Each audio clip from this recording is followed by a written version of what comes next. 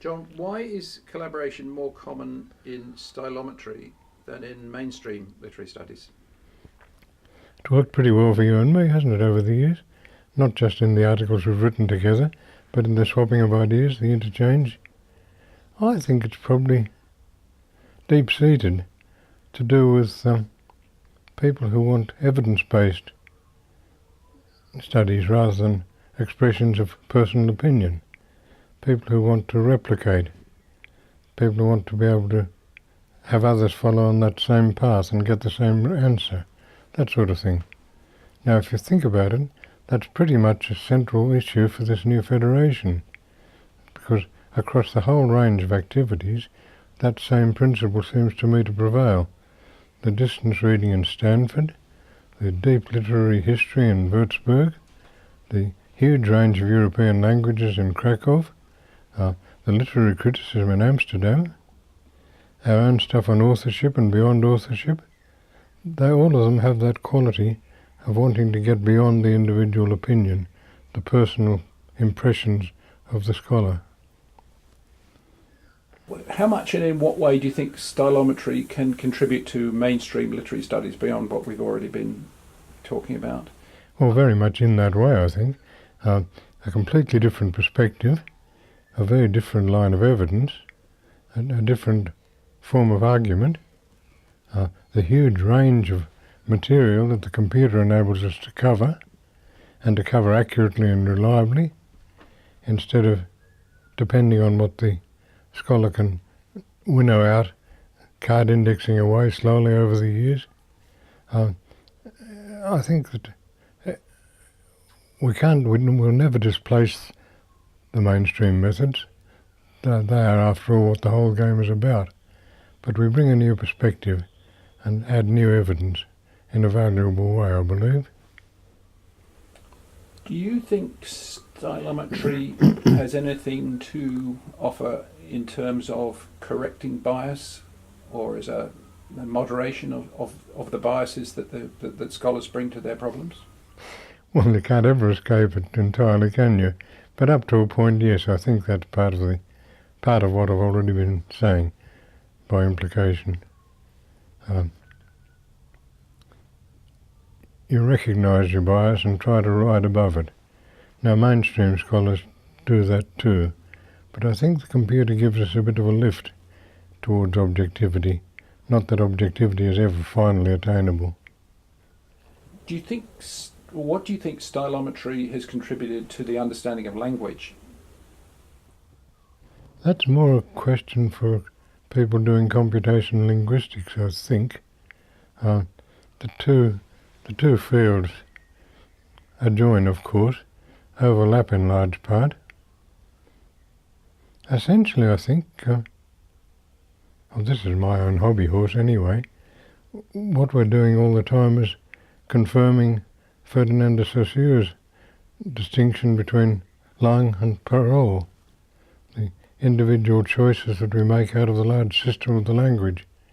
And by illustrating and confirming and reinforcing that idea, we get a lead, we get a window into the way the language works. We don't know enough about it yet, but we're getting there. Thank you. And if you were starting now in a stylometry career, what questions or what avenue of it would you pursue? Two, I think. One, I'd like to have done more, and would therefore like to do more, in the larger field of national differences in the varieties of English, historical change in the way the language works, differences between male and female uses of the language, that sort of larger perspective. But also still, I think, the authorial one. There's so many interesting problems of authorship in so many different corners. I think probably a big formative experience for me when I was just getting going, I went to a Chicago convention of the MLA, heard a couple of fine papers from old masters, Wayne Booth, Mike Abrams, but I also heard a very dreary, depressing set of papers from clever, well-groomed, well-spoken, well-prepared young scholars, all of them saying essentially the same thing, talking about themselves. I and Charles Dickens, I and Jane Austen, I and Joseph Conrad. And I came away thinking how deeply boring that kind of literary criticism really was, because why should anybody be interested in my view as such? Except me. Well, I'm passionately interested in my own opinion, but why should anybody else be? And why should people pay to listen to that sort of stuff? So that helped me to consolidate on the new path I was taking. Yeah, and stylometry does stylometry offer some way of escaping or from that kind of personal the business about replicability, yeah, and trying to rise above bias, and not believing any longer that your position is the position. Geoffrey Tillotson used to say that literary criticism was like marriage, two parties, each giving, each taking. I think that's a better model than the model I was just describing of the self being the dominant feature. Now I think probably stylometry, computational stylistics, as I like to call it, carries us further in that direction, away from the cult of personality. What can stylometry tell us? What has stylometry told us about the human mind? Well, that's pretty much out of my depth, I'm afraid. Ian Lancashire does this sort of work beautifully. That's where we verge on cognitive science, of course. I think one interesting feature here is that we're studying messages as transmitted, and they tend to be studying messages as received, if I understand them.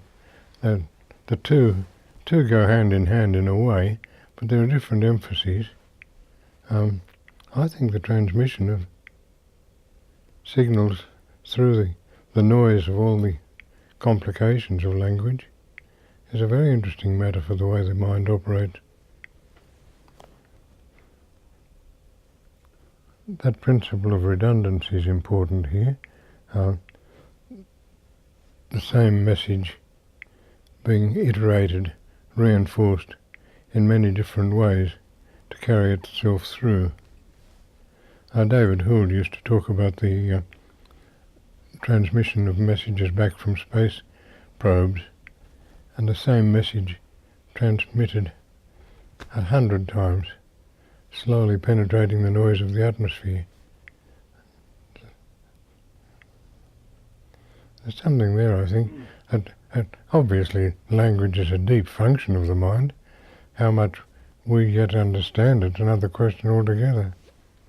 Yeah, I was thinking about human individuality that you've indeed. about. That's the Saussure thing, of course. Yeah. The whole point about our parole is that it's an individual selection out of the much larger system, and it's a principled and habitual kind of selection, not just a random hit and miss, day by day, ad hoc kind of affair. As in almost every other activity, we form habits and preferences that suit our temperament, our physique, our whole being, and they express us as individuals. And the way we use language is just like that, so we now know, though we haven't always known that.